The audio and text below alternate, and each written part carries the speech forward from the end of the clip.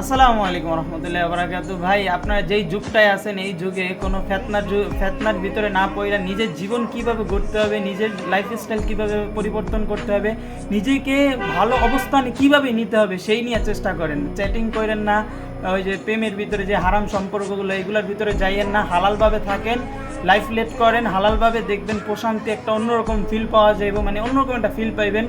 আর দ্বিতীয়ত সবার জীবনেই কাহিনী থাকে, সবার জীবনেই ভালোবাসা থাকে, এটা কোনো ডাজেন্ট ম্যাটার। এই ভালোবাসা সবার জীবনেই থাকে কম বেশি, এই আর কি। তো এইগুলা কে আমার জীবনে আইলো, কে গেল, কে ছাইরা গেল, এইগুলা নিয়ে যদি পইরা থাকেন তাহলে মনে করেন আজ থেকে 5 বছর পর আপনি আগের মতোই থাকবেন।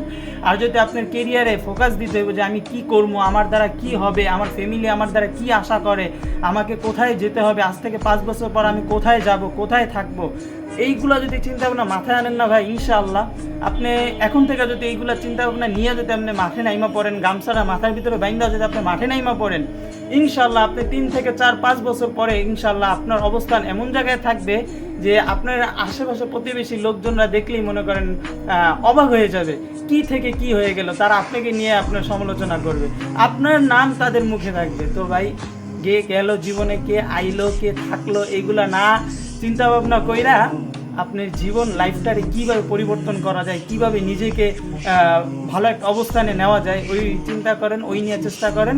আশা করা যায় আমার ছোটো মানুষ, ছোটোখাটো একটা মানুষ আমার কথা যদি কাজে লাগে বা আমার কথা শুনে যদি ভাই আপনি একটু উপকৃত হইতে পারেন, তাহলে আমার কাছে এটা অনেক একটা পাওয়া চাওয়া।